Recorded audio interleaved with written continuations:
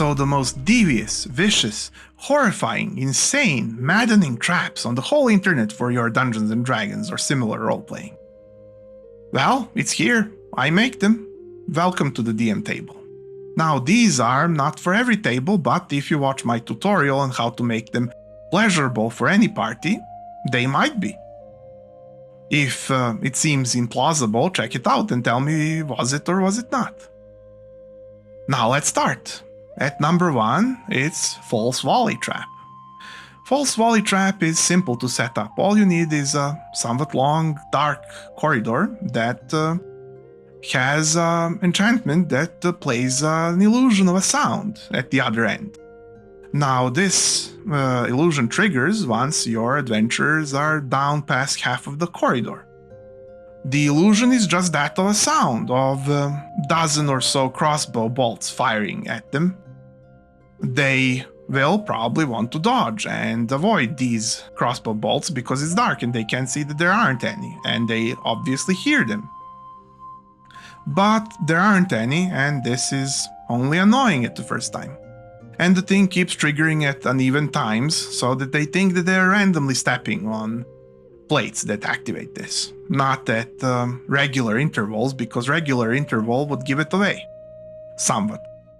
Now, once they start ignoring this, unless they detect the magic, which is mostly centered on the other end of the hall so as to be a bit further away, once they, if they didn't detect the magic, start ignoring the sound of crossbow bolts firing at them and proceed, then when they get to the third quarter of the length of the corridor, this actually has real plates that release real bolts from the suspicious holes that were there all the time from the beginning at the other end of the corridor in the wall there.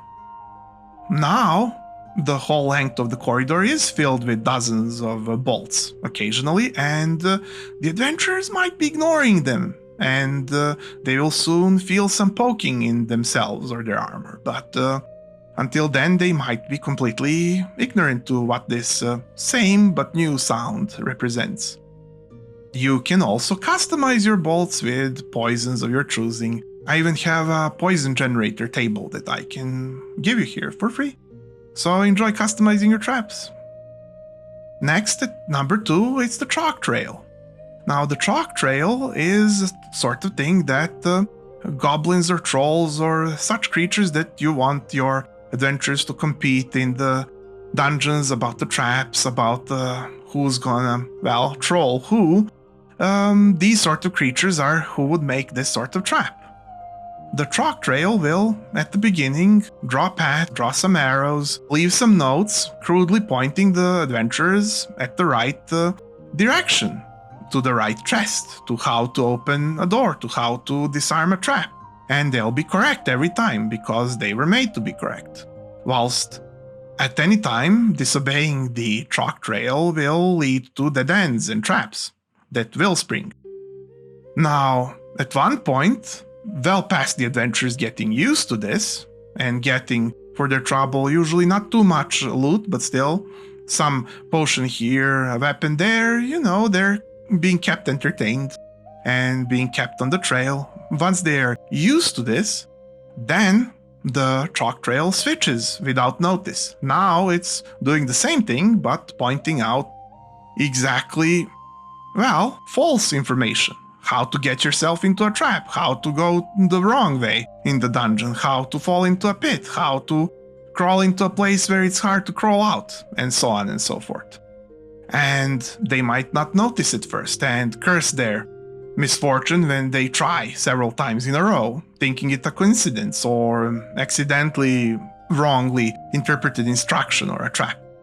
Now, once they get annoyed and figure out that they're now being led into traps on traps upon traps, they'll switch to not follow the instructions, which will be okay for them for a while, until the chalk trail makes the third and final switch, where now it goes back to giving accurate information all of the way for the rest of the dungeon.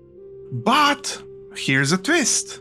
Besides the adventurers double-checking and doubting every piece of instruction from here on, even if it starts being correct, Not to mention they need trial and error to figure out that it's now correct without an announcement. There is another thing. These instructions now start being progressively stupider and require more stupid things like crawling into a narrow passageway and eating some berries that are there or something like that. You know, things that no normal adventurer would ever do in a dungeon. And they are required to progress, pretty much. And everything else leads into more traps and more traps. So now, even after a while, when your adventurers figure out this nasty scheme, they'll be reluctant to, well, do anything but scream in frustration and leave the dungeon, but do keep them encouraged so that they beat it eventually. We do want some spirit of the competition here, right? Some challenge and yet completely viable beatability, so that they feel good about overcoming such challenges. And these all don't have to be too lethal anyways, for when you just want a gauntlet without people losing fingers and arms and legs and eyes and lives. So at number 3 we have the broken lever. Now the broken lever is pretty much from the same family of traps like the chalk trail. You see, you have, for example, heavily secured doors from an old ruin. There's a lever near the door every time to open the door. So 2 or 3 doors, you just pull the lever, the doors open, everything's fine. The doors are otherwise heavy and hard to break through, so people probably tried the lever and figured out that nothing wrong happens. You pull it, the doors open, everything's fine. But at one point, in one room that is tactically appropriate, the keepers of the dungeon that now live there have sabotaged the lever. They made it connect to an alarm, as crude as it may be, that will alert them but is not hearable in this room, at least not very easily at all. And the lever is jammed otherwise. It may pass half of its route, but then stop before it opens the door actually, because indeed it was sabotaged and jammed to do so. Besides that, the lever is sewn near the bottom. This was even covered up, with the iron or wooden shavings shoved back into it with glue to cover up the sewing that was being performed at the bottom, and maybe even some coat of paint was used, and now you have a very breakable lever that is not visually looking like it's going to be very breakable. Now when the adventurers get to the room and try to pull the lever to open the door, they'll pull it halfway, it'll get stuck, they'll pull it a bit harder and break it. Then they'll panic that they have broken one of the standard mechanisms of the dungeon by just being too rash and pulling too hard when they should have fiddled around and removed the rust or whatever. They'll panic indeed and try to fix it. But whilst they're wasting time fixing the lever, this is exactly what the defenders have thought up, and the patrols are rushing in from all sides and preparing to corridor them into, you know, not exiting this jammed room at all until they beat all of the patrols that congregated. They can even, afterwards, if they win, they can learn that this was the mechanic that they have gotten themselves into, and think how smart their opponents were and how good they were to survive such odds. If your party is in the habit of positive thinking, that is. Next, at number 4, we have a magic carpet ride. Now, magic carpet ride is otherwise a wasteful trap, and you would only see it in very high magic settings or as a sort of higher end, more rich option for a magnificently glorious dungeon of some sorts or something. So, in this dungeon, we have a huge chasm that opens into a huge hole that goes to, well, nobody sees where. It's like a bottomless hole, or leads to lava, or goes wherever that is nasty. And the chasm is huge. No easily jumping over it or tossing a rope and a grappling hook. No, you need to fly over. But if the players don't prepare flying of their own, well, there are some carpets stacked to the side. And they are magical flying carpets. What luck, right? But the carpet has been enchanted to detonate violently when it achieves a certain height, which the chasm will provide easily once they are in the middle of it. So the carpet detonates for big damage, as much as a magical item of that level can explode for. And also, it's a dispelling blast, so that if they have enchanted themselves with some feather fall or flying, just in case, if not everybody could get fly cast on them, maybe one or two people did, just in case, and now this dispels them so that they start hurtling down very quickly.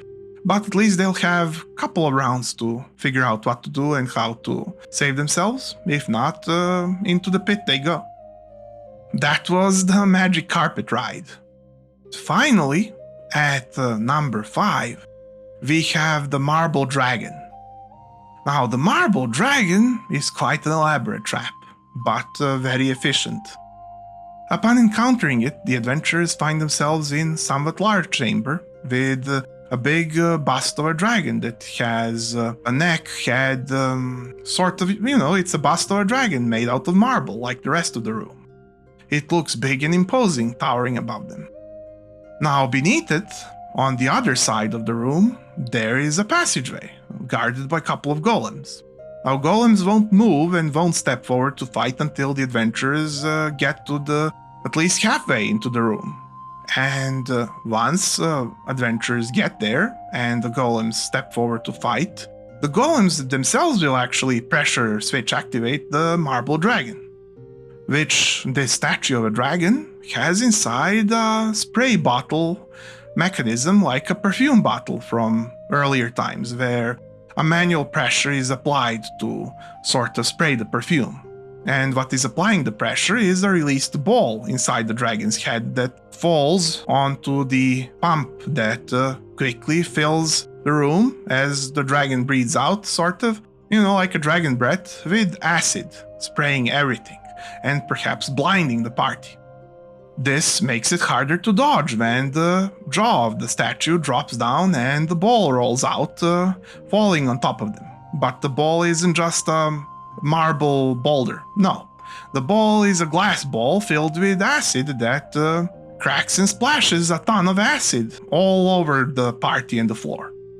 However, the trap activation also activates a casting of grease that greases the already pretty slick marble floor.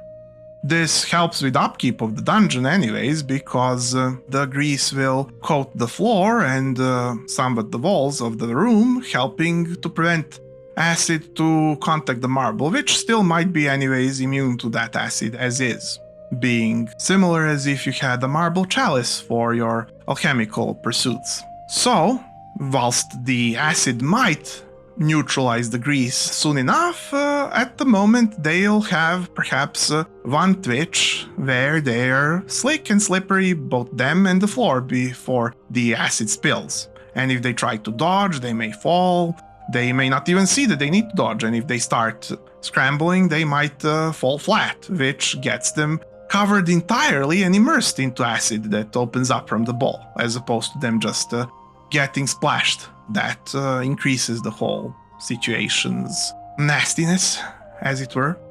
Further, the somewhat also marble and coated golems can approach, and they're probably prepared not to slip, so they can wade into the acid completely immune and fight the blinded party that is suffering all kinds of horrificness there. That was the marble dragon. It takes some investment, but it's gonna be unforgettable in a dungeon. So, DMs and adventurers, if you thought this was unique, maybe you can spare me a click and I could see you perhaps here next and maybe every week. I'll make more crazy traps regularly for you so that you can test them out. And don't forget, I have a tutorial on how to make them enjoyable no matter how nasty they are for your players that you can check out. I hope you have luck on your adventures and to see you again soon. Bye.